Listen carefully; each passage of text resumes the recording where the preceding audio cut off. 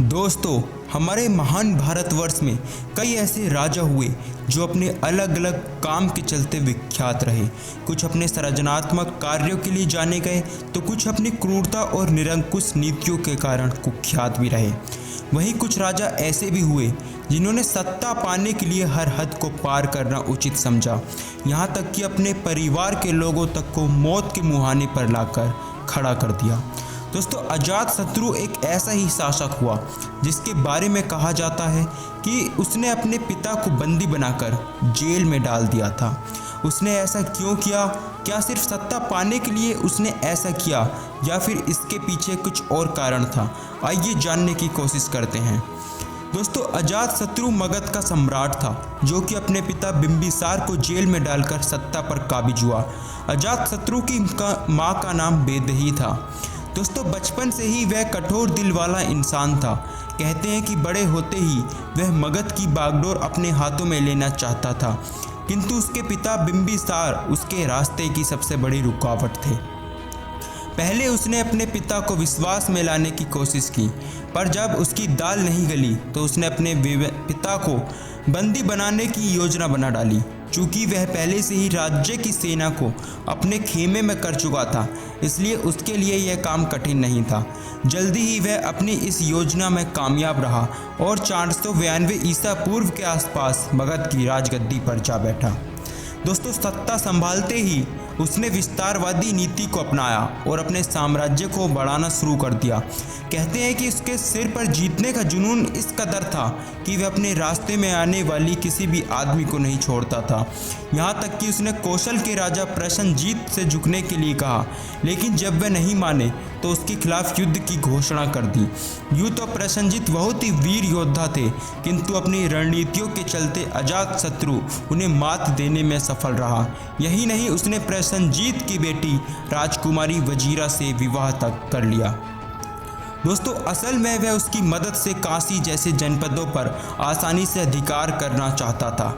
उसकी योजना कामयाब रही और वह एक एक करके उसने अंग, लिच्छवी, वज्जी और काशी जैसे जनपदों पर अपना आधिपत्य जमाने में सफल रहा।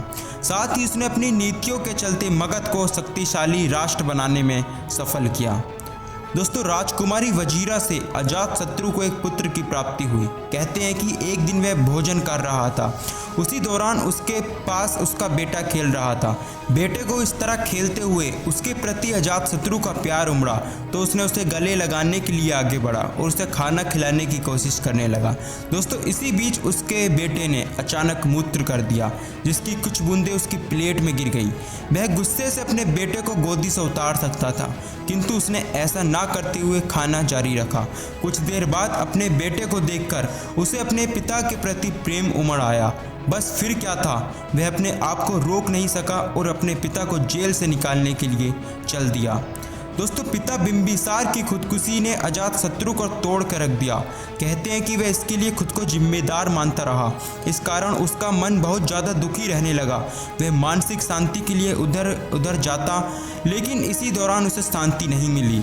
इसी दौरान वह जैन धर्म प्रचारक महावीर स्वामी के सानिध्य में भी आया और उनसे प्रेरित हुआ। उनके दिखाए मार्ग पर चलते हुए धार्मिक कार्यों में लग गया, परंतु उसे शांति की तलाश अभी भी थी। उसे शांति अभी भी नहीं मिली थी। इस कड़ी में बाद में मैं गौतम बुद्ध की शरण में आया, जहां माना जाता है कि उसे एक हद तक काफ़ी आत्मिक शांति मिली, तो वह बुद्ध का परम अनुयायी बन गया। दोस्तों, कहते हैं कि जैसा आप करते हैं वैसे ही आपको भरना पड़ता है, या फिर यूँ कहे कि मगध में अपने पिता को मारने की प्रथा ही चल पड़ी थी। अजातशत्रु ने जिस तरह से सत्ता के लिए अपने पिता बिंबिसार को कैद में रखा और बाद में वह उनकी मौत का कारण भी बना, ठीक उसी तरह कालचक्र ने उसे भी लाकर वहीं खड़ा कर दिया। जिस तरह से उसने अपने पिता को हटाकर सत्ता हासिल की थी, ठीक उसी तरह उसके पिता उभयद्र ने साथ ही 461 ईसा पूर्व में अजातशत्रु को मारकर करीब 16 साल तक मगध पर राज किया।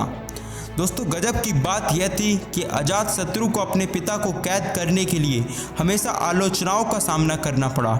बावजूद उसके अपने पिता के समान ही उसने अपने साम्राज्य का विस्तार कुछ इस तरह से किया कि उसे एक अच्छे शासक की ख्याति भी मिली। यही कारण रहा कि वह करीब 32 वर्षों तक मगध की सत्ता पर काबिज रहा। तो दोस्तों, कैसी लगी ये अजातशत्रु की कहानी? उम्मीद करते हैं कहानी आपको पसंद आई होगी। इसी तरह की अमेजिंग हिस्ट्री को जानने के लिए हमारे चैनल से जुड़े रहें।